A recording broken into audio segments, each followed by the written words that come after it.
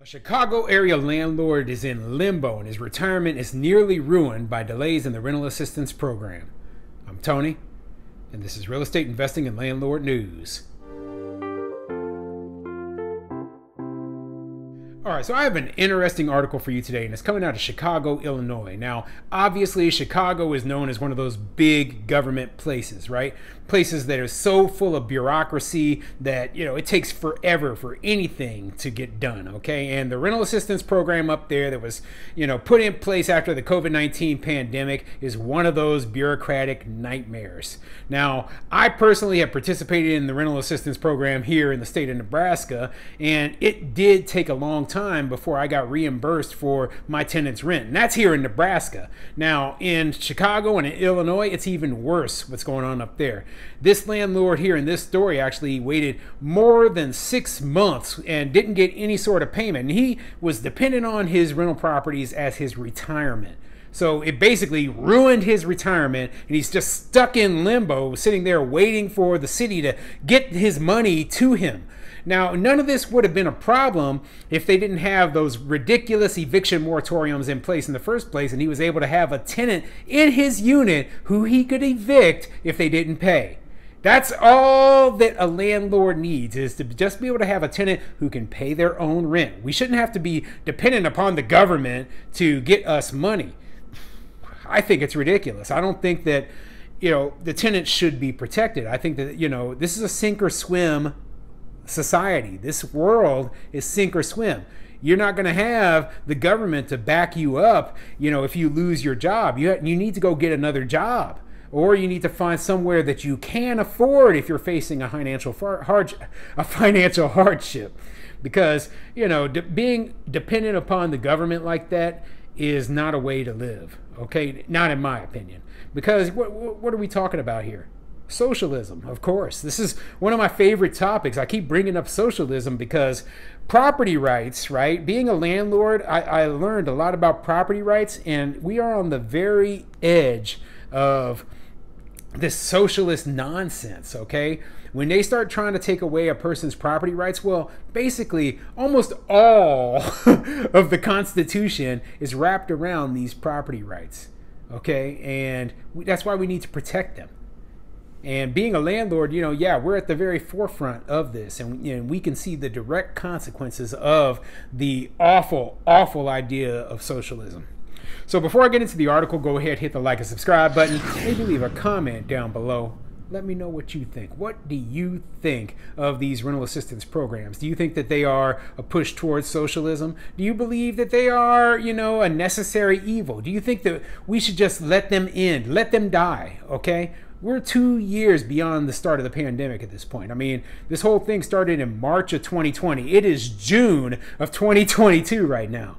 Okay, we need to end these rental assistance programs. We need to end, any remaining eviction moratoriums. Okay, we need to just stop making people dependent upon the government, whether that be a tenant who is dependent on the government paying their rent, or the landlord themselves who is dependent on that check for the tenant. Okay, I don't like the idea of being a landlord who is unable to operate their business unless they're getting a check from the government. I just don't like that. I know a lot of landlords, they do all Section 8, or they do all, government housing, but I am not one of those people. I believe that, there's a small place for that, right? But it should not be your primary source of income. I will never change my mind on that. So, I'm sorry if I offended the landlords out there whose primary source of income is like a, government housing and, Section 8 and all that. But, I don't agree with that as a business plan. Anyway,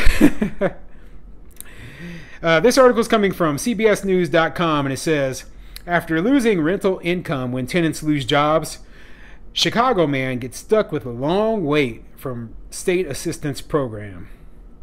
Yeah, like I said, this wouldn't be an issue if if this state assistance program and the rental eviction protections didn't exist in the first place. But let's get into the article, see what it says.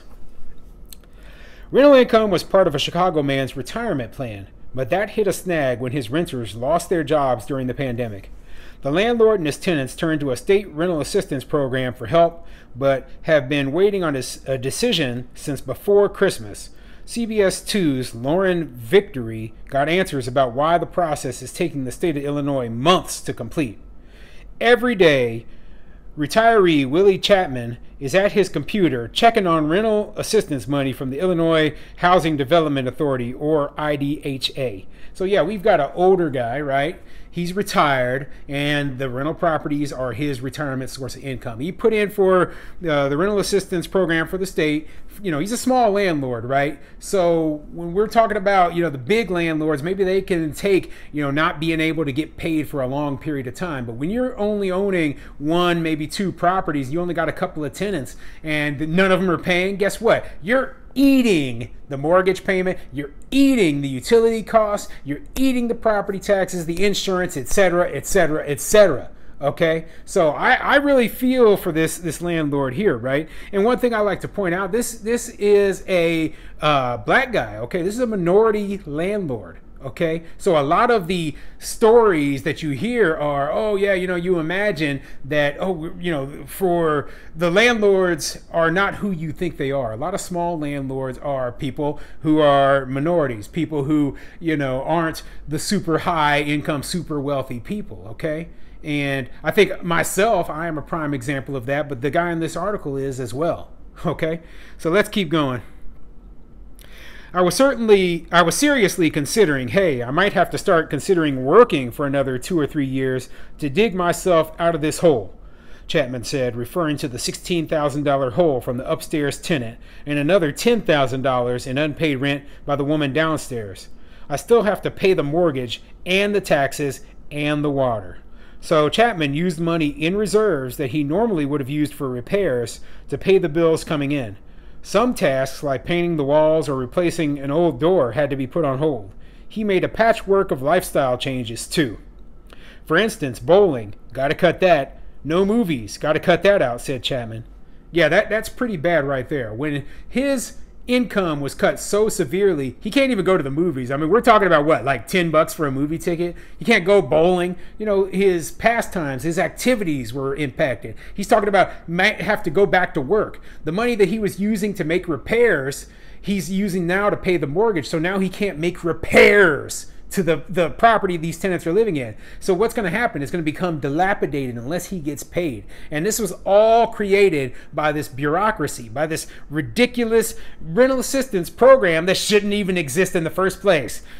This is a frustrating story. I bring these stories up because I want you to know that, hey, there are landlords out here who are suffering, and they don't fit the mold of what the media wants to portray of this, rich guy sitting on the beach drinking martinis. Does this sound like he's rich? He can't even go bowling. Okay? If you can't go bowling is not an expensive activity, but he is so dead, he is so knocked down by it. He has 2 tenants not paying that he can't even go to a movie. Okay, the new Jurassic World movie. He wants to go see the dinosaurs. He's like, man, that $10 movie ticket. I mean, if I spend that, I won't be able to pay my mortgage. I mean, give me a break. Okay, just keep in mind that, hey, not all landlords are greedy. Okay, not all landlords are trying to screw tenants over. A lot of landlords are just like this guy. They're small landlords. They're just using this as a little bit of retirement income. And what are you going to do? You're going to drive a guy like this out of the business. That's what you're going to do. Rental assistance could ease Chapman's burdens, but when he contacted CBS 2 in June, he'd had just about enough waiting on a decision from his December application.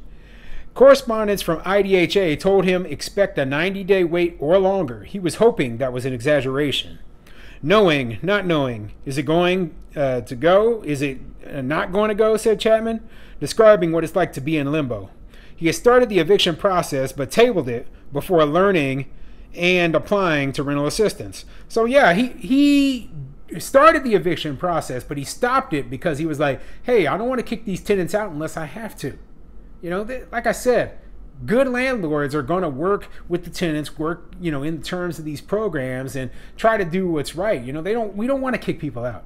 We don't want to have to go through eviction. Eviction isn't cheap, okay? Eviction costs a lot of money, okay? All we want is to get paid. And unfortunately, they put these moratoriums in place. They put these rental assistance programs in place that didn't actually compensate us the money that we're owed. And then they wonder why landlords are selling their properties to owner occupants, why landlords are just completely getting out of the rental business, okay? Because their programs don't work. But I'm going to skip down here in this article because I find it funny that the people who wrote the article, right? They went and they confronted the organization that was in charge of the rental assistance funds, right? And when they confronted this organization, all of a sudden, guess what? He finally got paid. So it says here.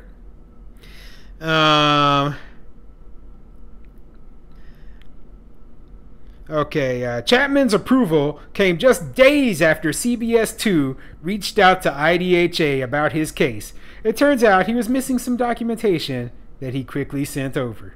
No, he wasn't missing any documentation. The only reason that they accelerated the process for him was because the news came knocking and made them look dumb, made them look bad. Okay, and all of a sudden they were like, oh, we got to forward his paperwork on so we don't look as bad anymore.